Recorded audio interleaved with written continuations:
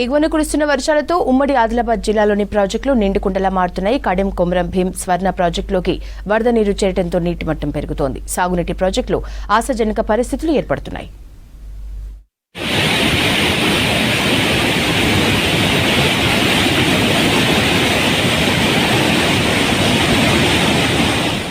ఉమ్మడి ఆదిలాబాద్ జిల్లాలోని కడెం కొమరం భీం స్వర్ణ మత్తడివాగు ప్రాజెక్టులో వరద నీరు ప్రవాహం కొనసాగుతోంది. దీంతో ప్రాజెక్టులన్నీ జలకలను సంతరించుకున్నాయి. కడెం ప్రాజెక్టు పరిధిలో 68,000 ఎకరాలకు సాగునీరు అందుతోంది. కడెం పూర్తిస్థాయి నీటి సామర్థ్యం 7.6 టీఎంసీలు కాగా 700 అడుగుల నీటి మట్టం ఉంది.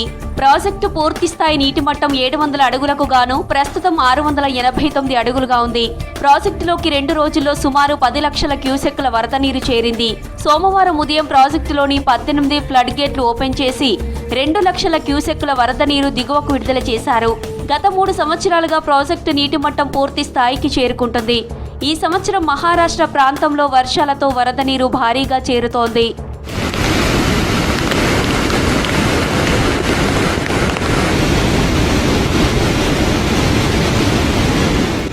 మహారాష్ట్ర ప్రాంతంతో పాటు ఆదిలాబాద్ జిల్లాలో చిక్మాన్ ప్రాంతంలో విస్తారంగా వర్షాలు కురిస్తేనే కడెం ప్రాజెక్టు పూర్తిస్థాయి నీటి మట్టానికి చేరుతుంది. అలాగే ఉమ్మడి ఆదిలాబాద్ జిల్లా పరిధిలోని క్యాచ్మెంట్ ఏరియాల్లో వర్షాలు కురుస్తుండటంతో కడెం ప్రాజెక్టు నీటి పరిస్థితి ఆశాజనకంగా మారింది. ఈ ఖరీఫ్లో కడెం ఆయకట్టుకు కెనాల్స్ ద్వారా 68,000 ఎకరాలకు సాగునీరు అందించారు. ఖరీఫ్ చివరలో కడెం ప్రాజెక్టు నిండు కుండలా మారడంతో రైతులు హర్షం వ్యక్తం చేస్తున్నారు. దేవుని దయ వల్ల మాకు వర్షాలు మంచిగా సమృద్ధిగా ఉన్నది. ఇంకోటి ఇప్పుడు 2 పంటలకు మాకు నీళ్ళు ఖరీఫ్ కానీ బేసింగ్ కానీ నీళ్ళు మాకు సరిపోయేటట్టు వర్షం అయితే పడ్డది. మహారాష్ట్రతో పాటు ఆదిలాబాద్ జిల్లాలో విస్తారంగా కురిసిన వర్షాలతో కడెం ప్రాజెక్టులో భారీగా వరద నీరు చేరింది. భారీగా ఇన్ఫ్లో వచ్చిన సమయంలో గేట్లు మొరాయిస్తే ఇబ్బందులు ఉత్పన్నమయ్యాయి. గతేడాది జూలై 11న 692 అడుగుల నీరుండగా ఒక్కసారి ఎగువ నుంచి 6 లక్షల క్యూసెక్కుల నీరు చేరింది. మరుసటి రోజు జూలై 12న ప్రాజెక్టులోని 18 వరద గేట్లలో 4 గేట్లు మొరాయించాయి. 14 గేట్లు తెరవగా 3 లక్షల క్యూసెక్కుల నీరు దిగువ ప్రాంతానికి విడుదల చేశారు. వరద ఫ్లో పెరగడంతో 2 గేట్ల కౌంటర్ వెయిట్లు దెబ్బతిన్నాయి. వరద ఉధృతికి 2-3 నంబర్ వరద గేట్ల కౌంటర్ వెయిట్లు కొట్టుకుపోయాయి. గత 8 నెలల క్రితం గేట్ల మరమ్మతుకి 9 కోట్ల నిధులు రిలీజ్ చేశారు.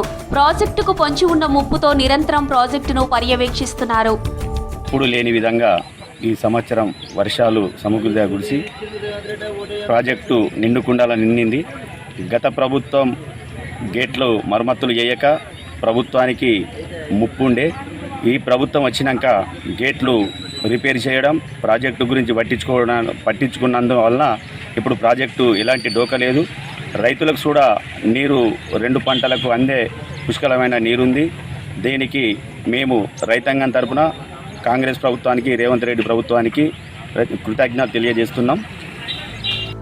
ఉమ్మడి ఆదిలాబాద్ జిల్లాలో కొమరం భీం ప్రాజెక్టు పూర్తిస్థాయి నీటి మట్టానికి చేరింది. ప్రాజెక్టు 243 మీటర్లు నీటి మట్టం కాగా ప్రస్తుతం 238 మీటర్ల నీటి మట్టం ఉంది. దీంతో ఆయకట్టు రైతులు హర్షం వ్యక్తం చేస్తున్నారు.